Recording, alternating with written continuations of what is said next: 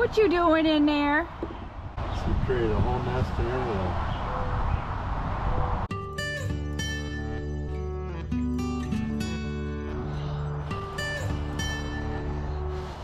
The first egg of the day. Seriously? And you ain't even sitting on all the eggs. There's probably too many for her to sit on. Yeah, I'm sure she's got a good stack of them in there. Birthing eggs.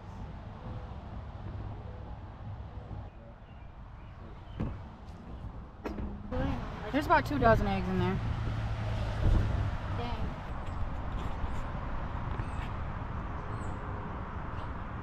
Dang. We're gonna hoe these 2 rows here and get all the weeds out. Try to anyway before it gets too hot, so that way we can finish putting the sweet potatoes, and we do have some watermelon that we need to put in too. So we're gonna get started on that right now.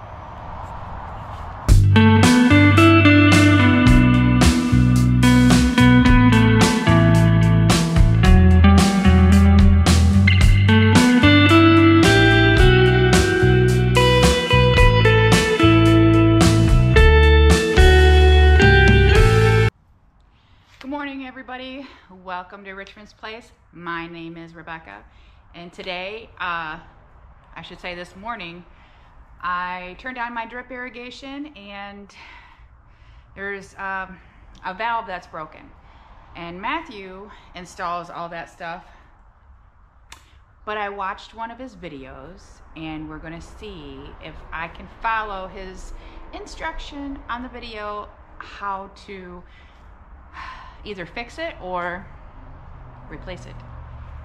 I'm trying to find all of his parts in the pole barn right now, and he did a bit of organizing. He's been doing a bit of organizing, I should say. So it shouldn't be hard for me to find. Just gotta look. I think that this is it. Yeah. I think I need one of these. I'm not really sure what all I need, so I'm gonna go back outside and look at the contraption and see what we need to do.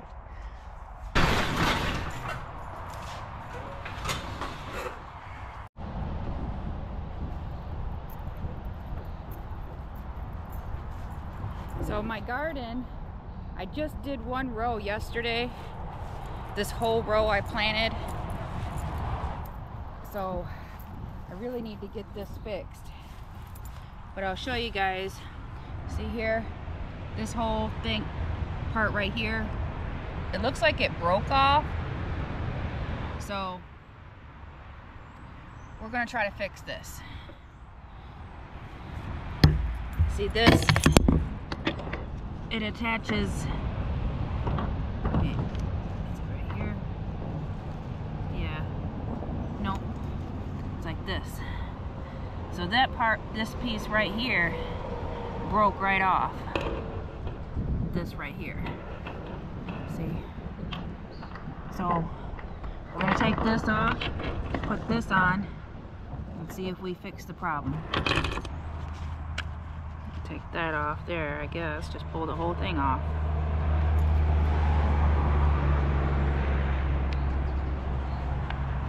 This slips on here.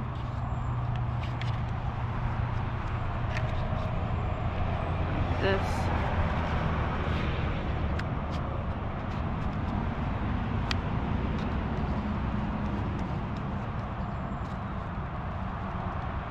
Tighten it down.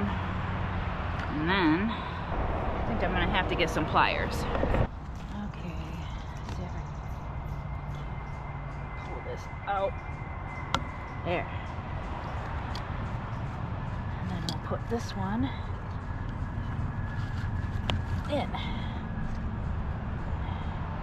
And now we'll see if it's fixed. Let's go turn the water on and see.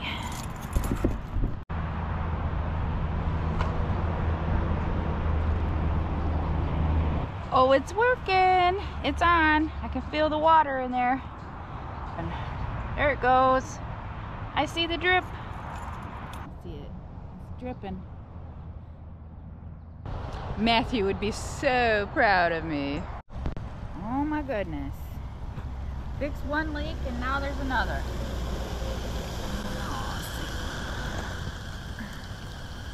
Let's try to get this one fixed.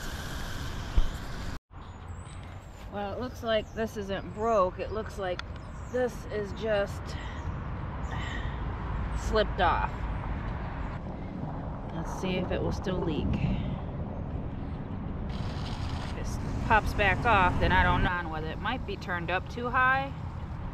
That may be the reason why it keeps popping off, because this has popped off before. I've had to pop it back on. But I'm out here for a while, so I'll see what it does throughout the day. So this is my third time planting cucumbers. We ended up going and buying some from the store because, come to find out, all of our cucumber seed packets were no good. Not really sure why, because they were in my basement, but the seeds that we have are just not viable anymore. So we're gonna have to get some more. But I'm glad that I have sproutage of some cucumber seeds right now. You see that they all sprouted down there. I got about 35, maybe more. Happy birthday to you. My beets also have started to pop up here. Baby beets. I'm hoping that these are going to do well this year. Because I really want some pickled beets. I also planted some okra and they just sprouted. So that's pretty exciting. Got about, well, it looks like I got a lot, but these ones are kind of turning yellow. So I'm not sure what's going on with these guys, other than I need to probably, yeah, take some out so they're not so stuck together. So this is the long row that I just finished doing, and I just weeded it and got it ready for planting. Hadn't planted anything in it yet, so I just assumed that it was all weeds inside, but I had a whole bunch of volunteers. Volunteer tomatoes, volunteer sunflowers. So I'm glad that I was doing the weeding by hand. That way I could tell which ones were, you know, tomato plants, and I wasn't like ripping them up. We'll see what they do.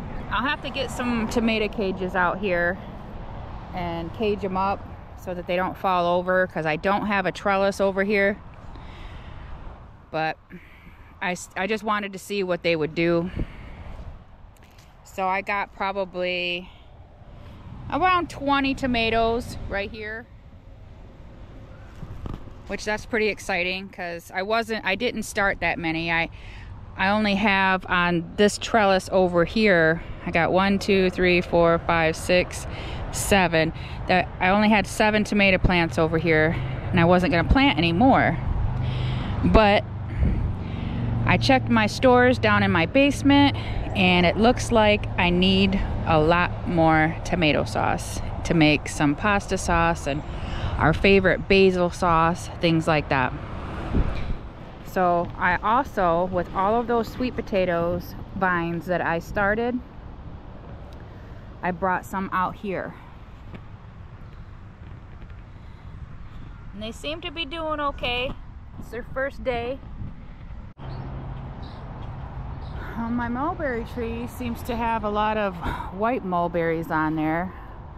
We did have a lot of the purple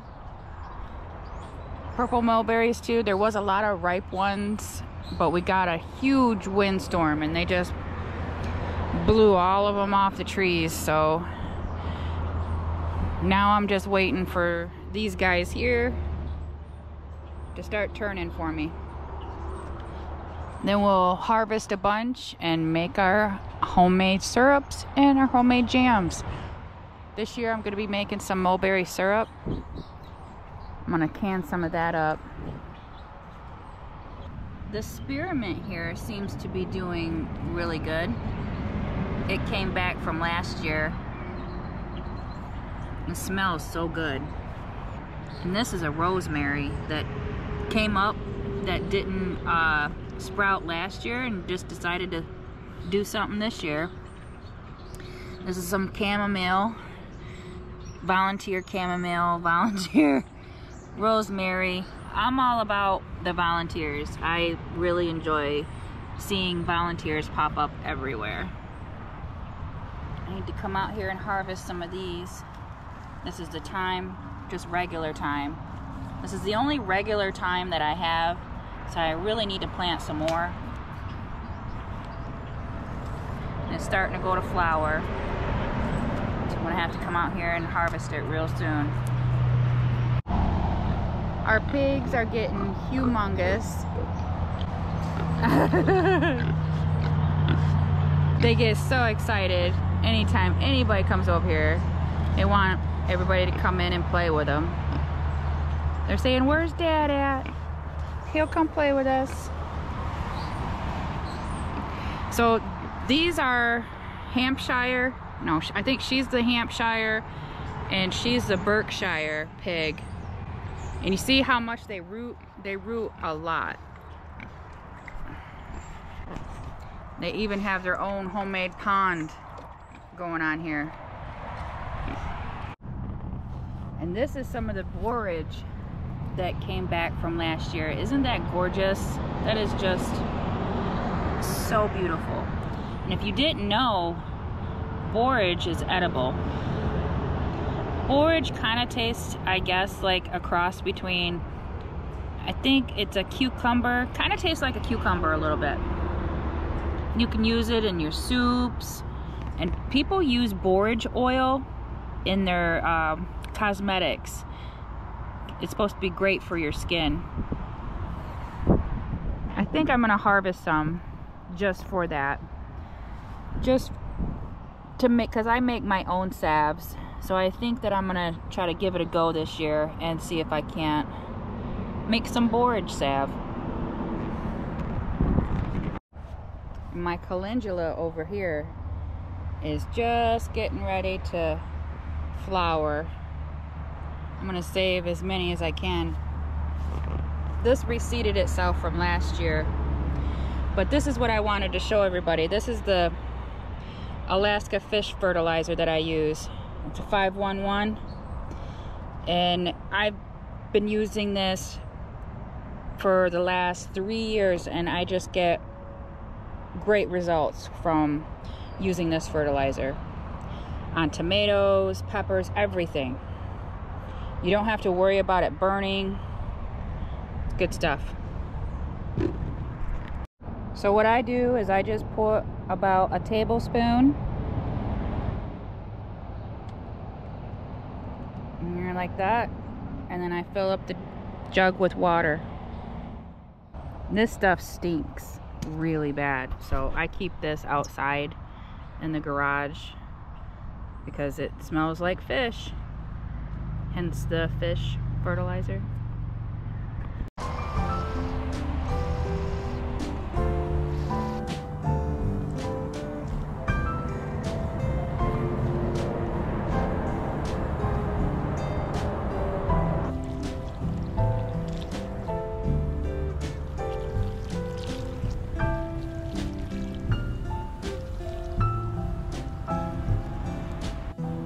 I did get something today. This tiny little bell pepper. Cute, huh? Try to keep up on the weeds when I come out and check on everything. It's better to get them while they're young. It's easier to pull out than when they get a little bit bigger. Then it gets harder to yank out. Well, because we're not doing weed fabric, I'm gonna have to do this, make this a habit of coming out every time I fertilize. I'm going to be pulling out weeds as I go. That way, I just won't have as much to do. And it's easier to do them while they're tiny, for sure.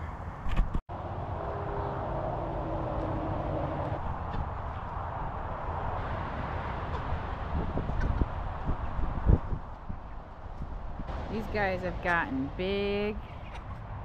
So we've been getting some cold temperatures. That's why I had this cardboard in front of the chicken tractor to prevent the wind, you know, to try to block the wind a little bit for them, because we just been having some crazy weather lately. We go from 90, 95, and then it'll drop all the way down to, like last night it dropped all the way down to 47. And it's not really good temperatures for plants, and it's not really good temperatures for meat birds that are out here either.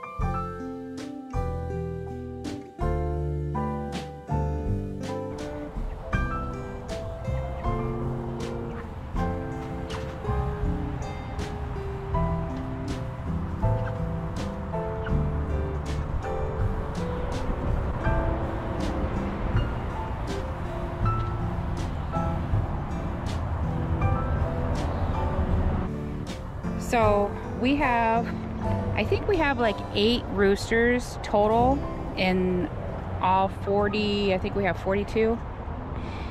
And you can tell which ones are the hens and which ones are the roosters. See here, he's a roo. His comb is, here, let me show you the one closer to me. See how his comb's all red?